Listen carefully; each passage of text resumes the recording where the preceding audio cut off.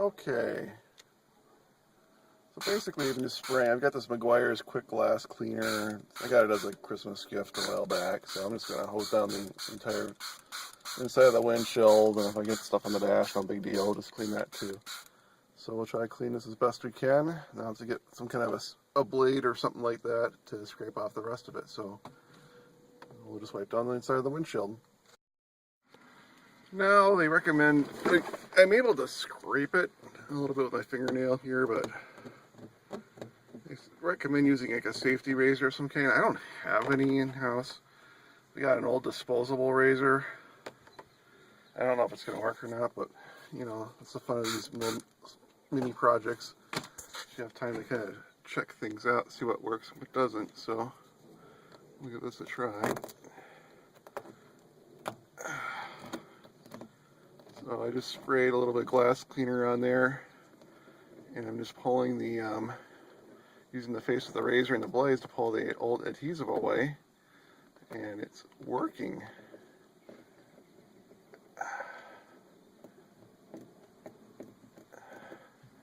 So if you don't have like a straight blade, a safety razor, you know, like an old disposable razor you're going to throw out, it's good. Looks like it's working pretty well.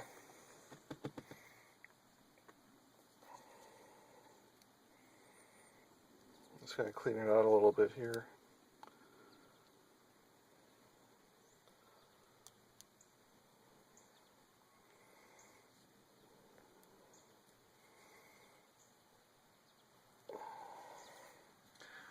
Yeah, this old truck turns 25. It's 25 years old. It has a May 87 build date. There we go. Yeah, I think that works.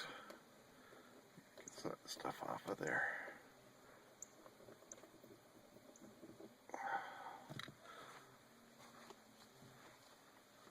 Yeah, my family's owned it since August of 87.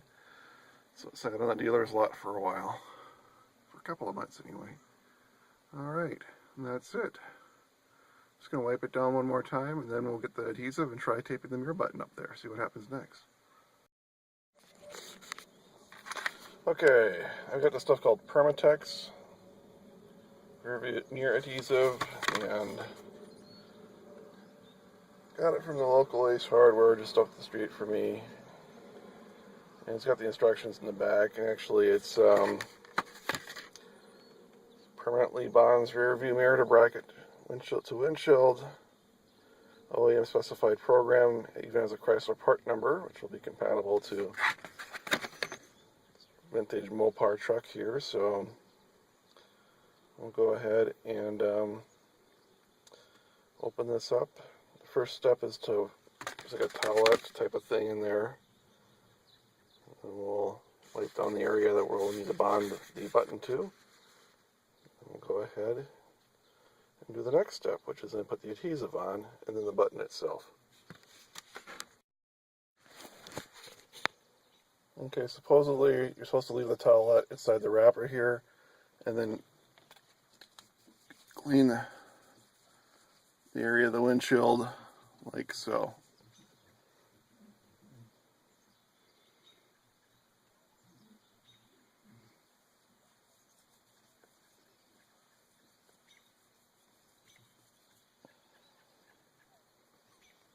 And then let it dry.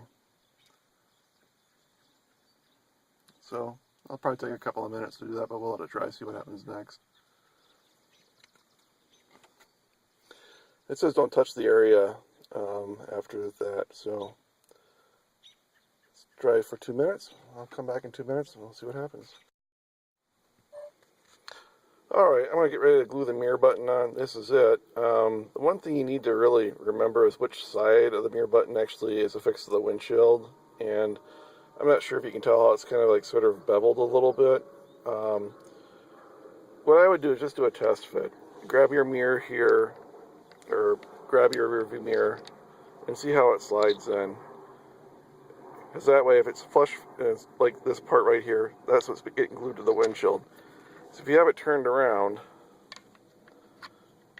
it's just not going to fit. I mean, it's just going to slide slide freely or not lock into place. So basically, make sure that you test fit it. This is where it needs to go. It doesn't say anything about cleaning the mirror button itself. I mean, I think if there's any excess of adhesive on it, I'd probably clean it, but it looks pretty clean. So I don't really see the need to do that. So next, we'll drop the adhesive on the mirror button itself, and we'll affix it to the windshield. Alright, they say to hold it for a minute, so that's what I'm doing right now.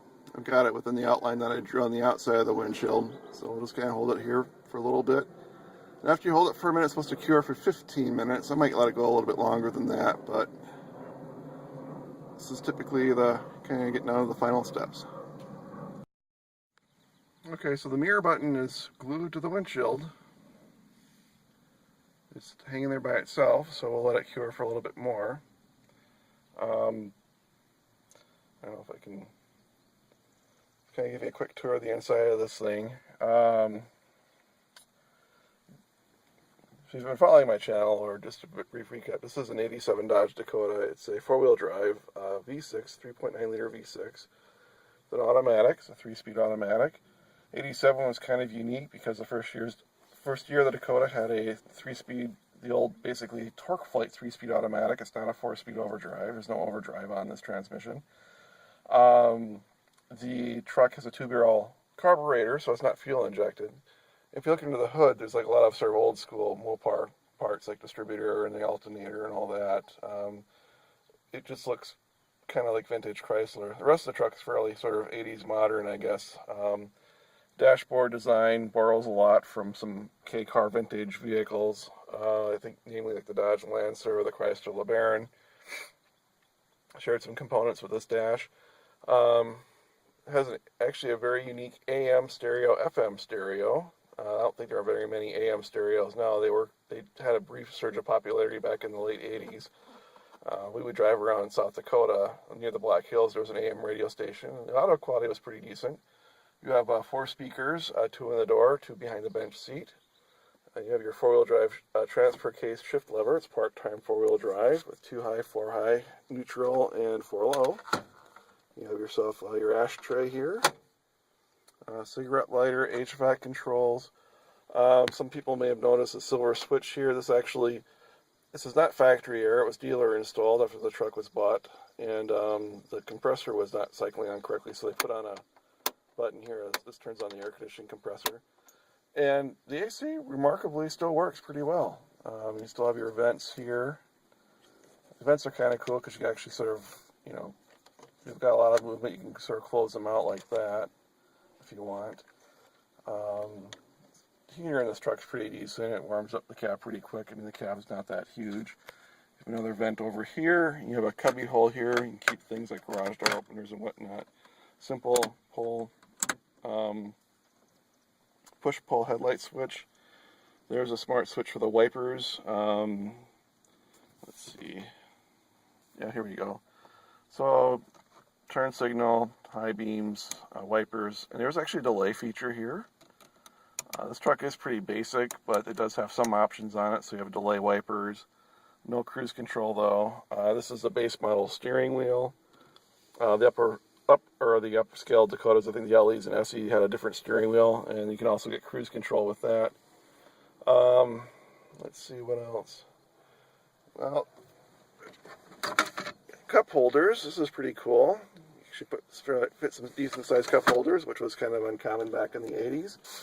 Glove box here, a bunch of stuff in there, but there's some small indents for holding more cups, although they're not terribly deep. There's a warning about installing snowplows in the front. You have your hand crank windows, manual door locks, door panels. Basically, the interior plastics are pretty much done. I can get or order replacements. That's not a big deal. Headliner's kind of sagging in spots, so I'll have to replace that. So my project, I think, is I'm just going to gut the cab of the truck and pretty much replace anything that I can plastic-wise. I need to get the seat. It's a bench seat, which is cloth, and I need to get it basically reupholstered. So, it's an old truck. It does need some work. Mechanically, it's fairly sound, but like anything else, if you want to restore something, you've got to put some effort in doing it. So So that's pretty much it.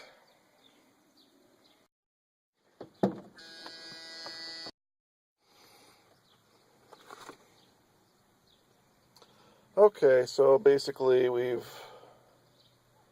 put the button on there, allow it to set for 15 minutes. Next step is to mount the mirror. The buttons. Here's the mirror. And then what we need to do is go ahead and put the mirror on, like so. There it is. I'm not going to do any real radical adjustments with it, but there's a Phillips screw on the inside of the mirror, so I'm going to use that to kind of tighten it to the button. Like that. Doesn't need to be tightened too hard. Let's go ahead and adjust it up. Yeah, so there we have it. We have a rearview mirror attached back to the windshields. Hopefully this Permatech stuff will work out pretty well. It was kind of, I think it was last summer, it was one of the hot days, the mirror just fell off, and, you know, it's just a matter of trying to glue it back on. Since this is kind of a project truck, I don't really drive it very much, so right now I'm trying to get it roadworthy, and this is one of the steps I need to do, is get the mirror fixed. I got the big chrome mirrors on the door, so, yeah, there you have it. Just follow the instructions on the Permatech's box, and you've got yourself a mirror back on the truck.